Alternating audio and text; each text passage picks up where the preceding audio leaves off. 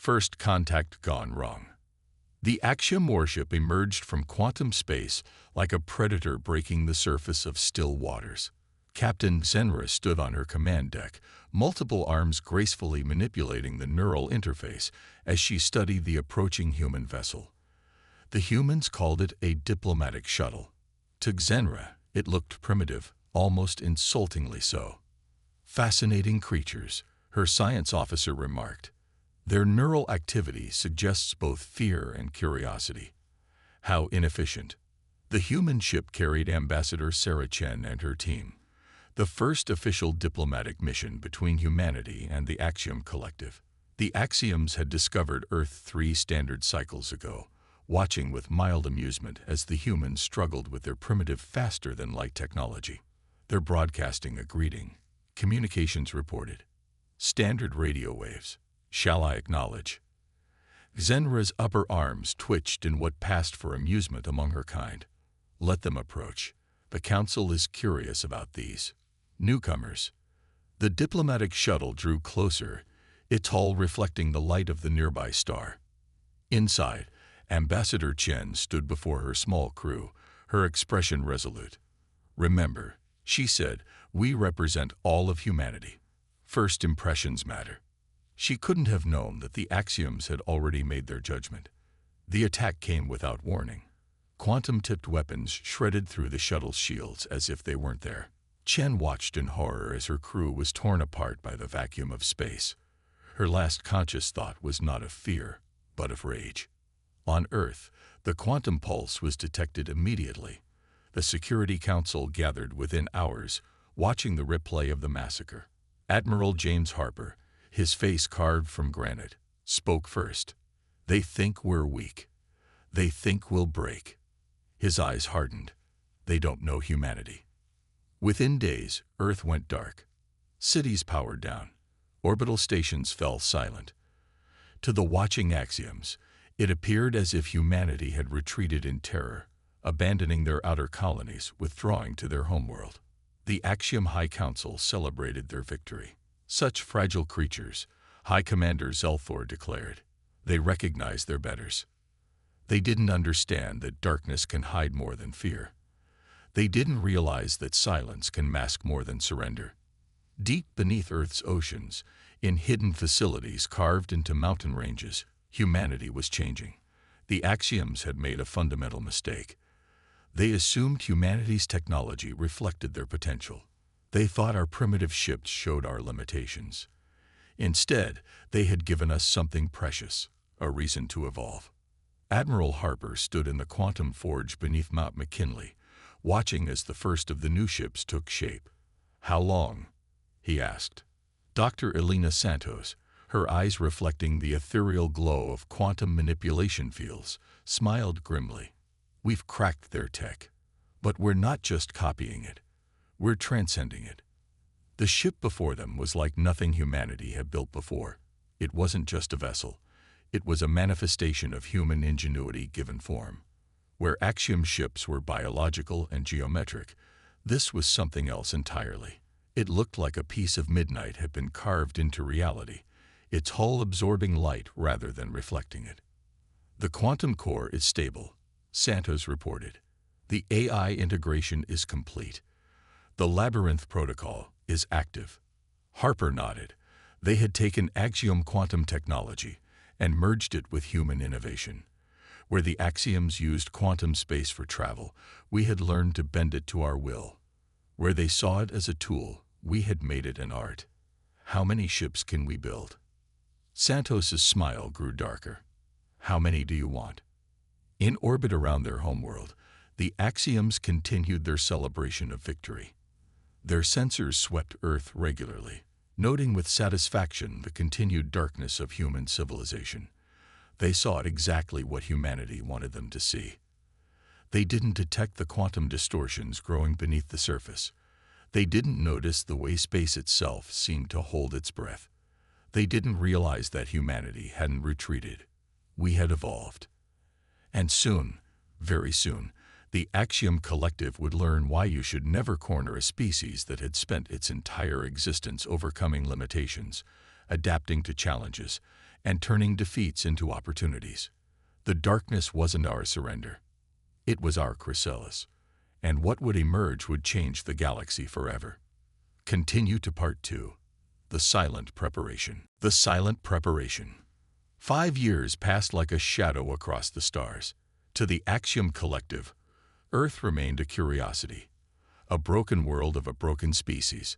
Their patrol ships reported the same things: abandoned orbital stations, powered-down cities, a planet wrapped in electronic silence. But beneath that silence, humanity worked.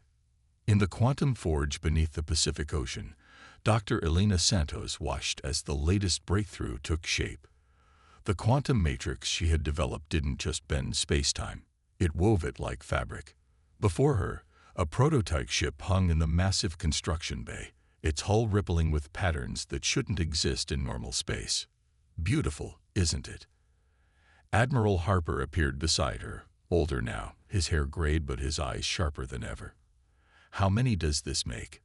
"Fleet number 500 is complete," Santos replied, her fingers dancing across holographic controls. "The Guardian fleet is ready." The ships they had created were unlike anything the galaxy had seen. Each vessel was a fusion of quantum mechanics and human innovation. Where Axiom ships forced their way through space, these new ships became one with it.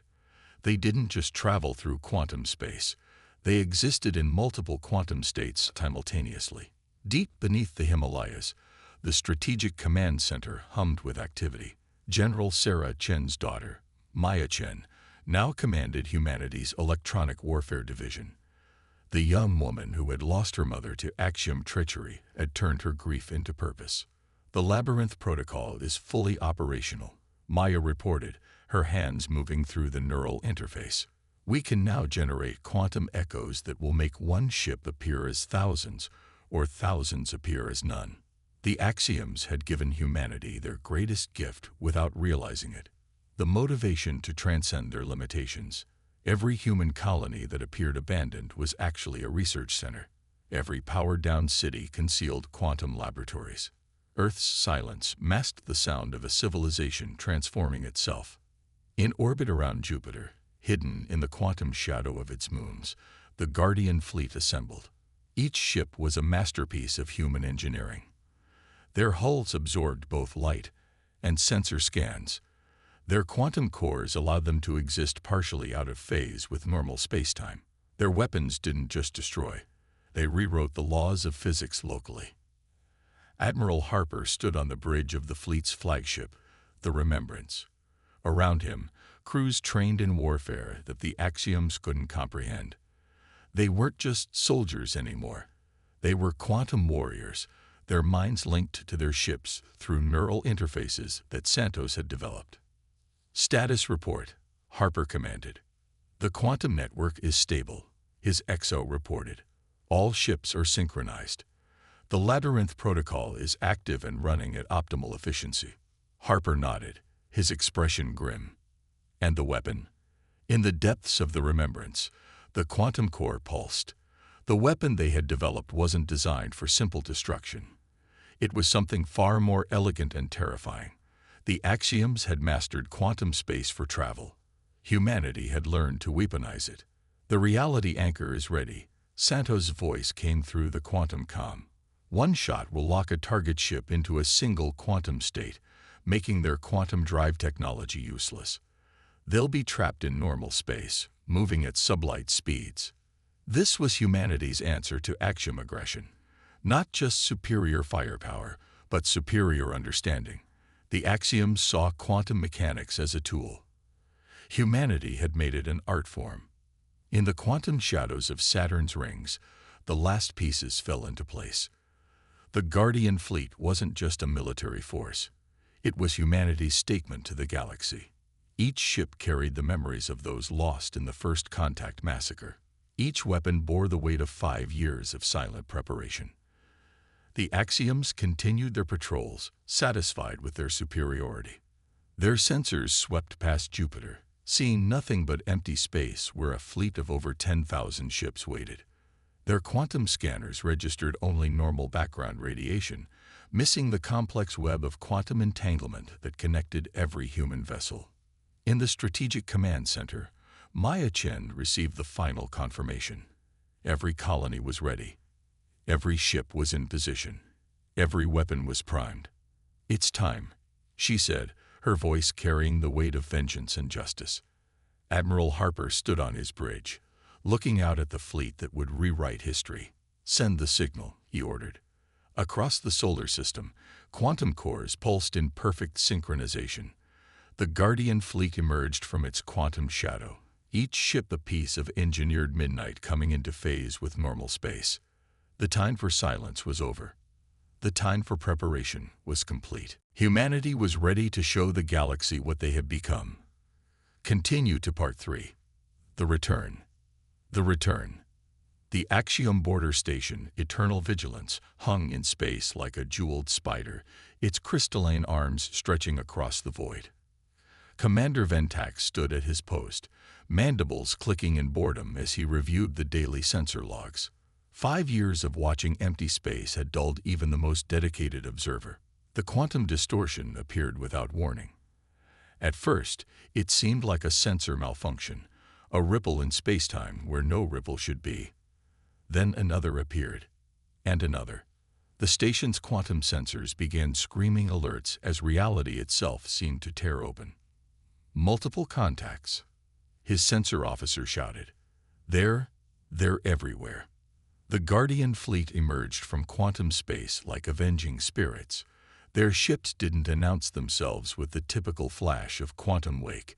Instead, they simply existed, as if they had always been there, their midnight black holes drinking in the starlight.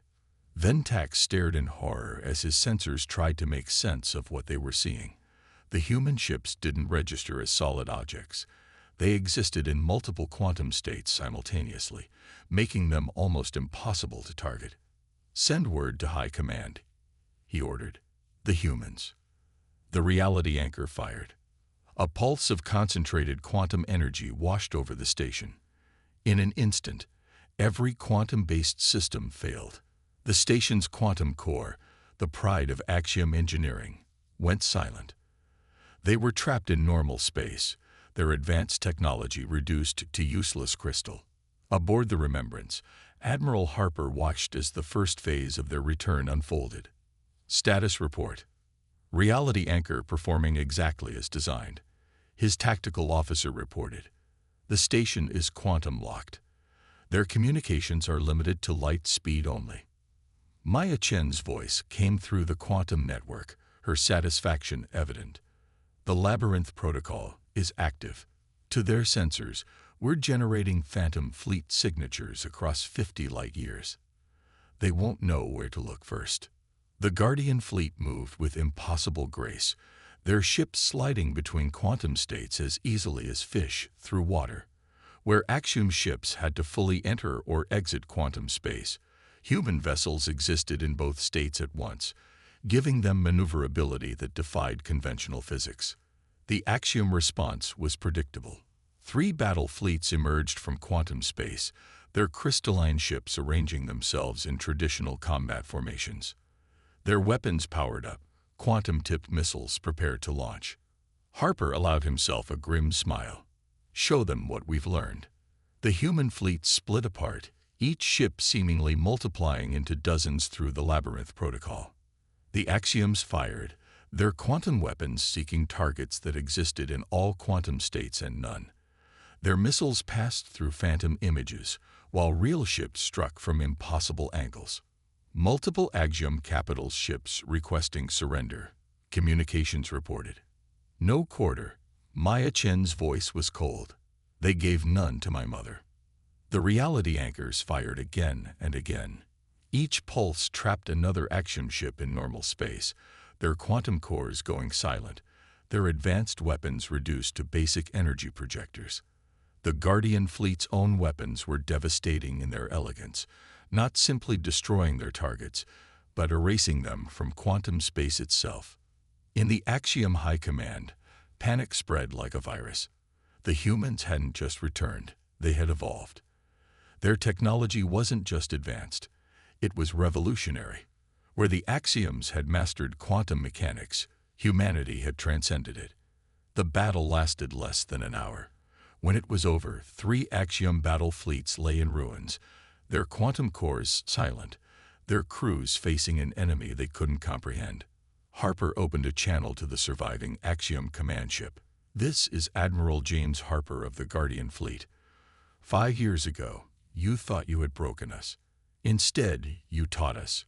You showed us what we could become." On the Axiom command ship, High Commander Zelthor watched in disbelief as human vessels phased in and out of reality around his crippled fleet. Their black hulls seemed to bend the very light of the stars, their weapons holding the power to lock ships out of quantum space itself. "Impossible," he whispered. "You were primitive. You were nothing." "We were human," Harper replied. "And you never understood what that meant." The Guardian fleet regrouped, their ships arranging themselves in a formation that existed in multiple quantum states simultaneously. They had announced their return. They had demonstrated their power. But this was just the beginning. Across axiom space, quantum sensors detected phantom fleets appearing and disappearing. The Labyrinth Protocol sowed chaos and confusion, making it impossible to determine where the humans would strike next. The message was clear. Humanity hadn't just survived. They had transformed. And the galaxy would never be the same. Continue to Part 4. The Reckoning. The Reckoning. The Axiom Collective's capital world, Prime Nexus, glittered like a jewel in space. Its crystalline spires reached toward the stars, each one housing millions of the galaxy's self-proclaimed superior species. For 10,000 years, no enemy had dared approach this sacred world. Until now. In the quantum-shadowed space around Prime Nexus, reality rippled. The Guardian Fleet's advance force materialized like a phantom tide, led by the Remembrance. On its bridge, Admiral Harper studied the holographic display of the Axiom homeworld's defenses. "Their quantum barrier grid is exactly where our intelligence suggested," Maya Chen reported through the neural link. 10,000 shield generators, all quantum synchronized. Harper nodded. "And that's exactly why it will fail." "Dr. Santos." Elena Santos's voice carried a hint of satisfaction. "The reality anchors have been modified according to my calculations. The larger the quantum network, the more vulnerable it is to our technology. Their barrier grid is about to become their greatest weakness." The Axioms had gathered their remaining forces around their capital, nearly 40,000 ships, their crystalline hulls forming patterns of geometric perfection. They had learned from their previous defeats, adapting their tactics, modifying their quantum drives. But they still didn't understand what they were facing. "All ships, execute Operation Labyrinth," Harper commanded. The human fleet split apart, each vessel generating quantum echoes through the Labyrinth Protocol. To Axiom sensors, it appeared as if millions of ships had suddenly surrounded their world. But this was more than just sensor ghosts. Each echo carried a fraction of quantum reality, making it impossible to distinguish the real ships from the phantoms. The Axiom fleet responded with a massive barrage. Quantum-tipped weapons fired in every direction, trying to hit targets that existed in multiple states of reality. Their shots passed through phantom ships or hit vessels that simply phased out of existence. "Reality anchors at full charge," Santos reported. "Ready on your mark." Harper's eyes narrowed. "Target their barrier grid. Fire." Concentrated pulses of quantum energy lanced out from the Guardian fleet. But instead of attacking the Axiom ships, they struck the quantum barrier grid protecting the planet. The effect was devastating. The synchronized shield network, the pride of Axiom engineering, became its own worst enemy. Each reality anchor pulse created a cascade effect through the quantum-linked shields. Generator after generator went dark, each failure amplifying the effect on the others. In seconds, the most sophisticated planetary defense system in the galaxy collapsed. In the Axiom High Council chamber, panic erupted. High Commander Zelthor watched in horror as the humans demonstrated mastery over quantum mechanics that his people had never imagined possible. "How?" he demanded. How did they advance so far? The answer came as the Guardian fleet began its true assault. Human ships phased between quantum states with impossible precision, their weapons not just destroying Axiom vessels, but erasing them from quantum space itself, where Axiom technology forced its way through reality. Human ships became one with it. Maya Chen's voice was cold as she coordinated the attack. Multiple Axiom command ships attempting quantum escape, reality anchors targeting. The Axiom fleet found itself trapped. Their quantum drives, the technology that had made them masters of the galaxy, were now useless. The humans had turned space itself against them. But humanity didn't seek mere victory. This was about sending a message. Harper opened a channel to the Axiom High Council. Your empire was built on the assumption of superiority. You believed that your mastery of quantum mechanics made you untouchable. But you never understood the most fundamental force in the universe, the human capacity to adapt, to overcome, to evolve. The Guardian fleet's final attack was precisely calculated. Reality anchors fired in perfect synchronization, creating a quantum containment field around Prime Nexus. The entire planet was locked into normal space, cut off from the quantum network that had been the source of Axiom power. In the High Council chamber, Zelthor received reports of surrenders from across Axiom space. Their colonies, seeing the fall of Prime Nexus, were laying down arms. The empire that had stood for 10 millennia was collapsing in a single day. What are your terms?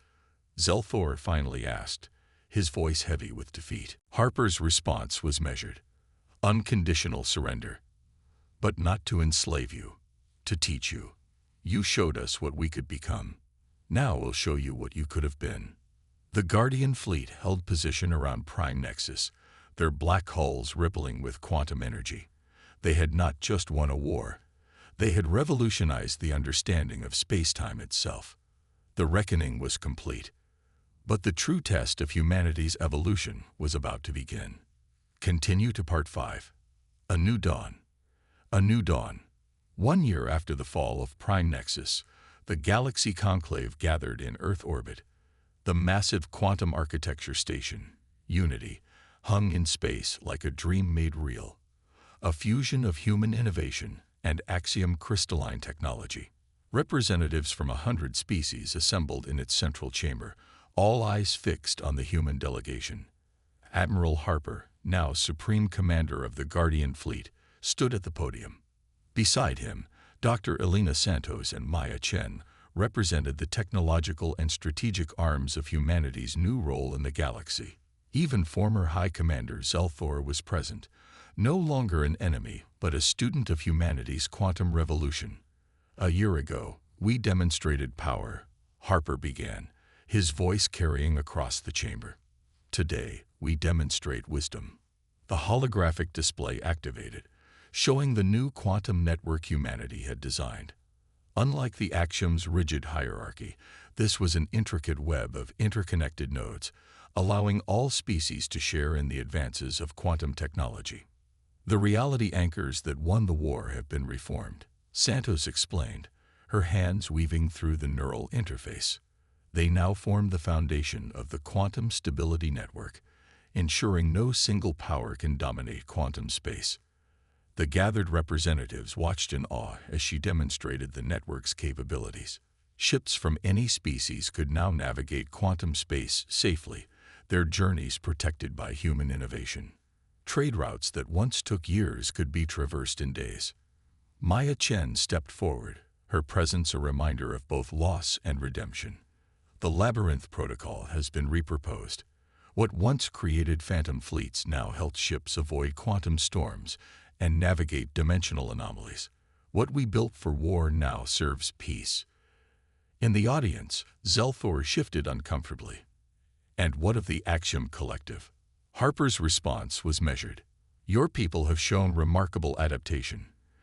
In 1 year, you've embraced change more thoroughly than in the previous 10,000.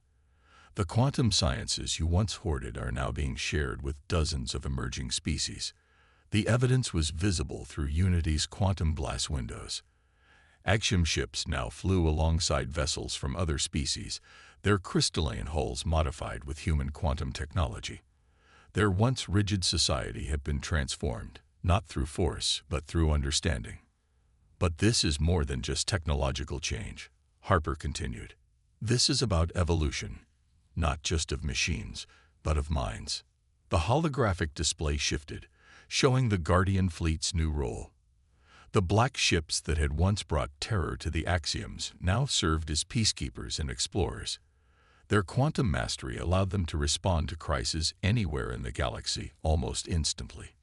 We could have chosen Dominion, Maya added, her eyes meeting Zelthor's. Instead, we choose guidance. The pain of the past is not forgotten, but it no longer dictates our future. Santos activated the final display. Plans for the next generation of quantum technology. Every species brings unique insights.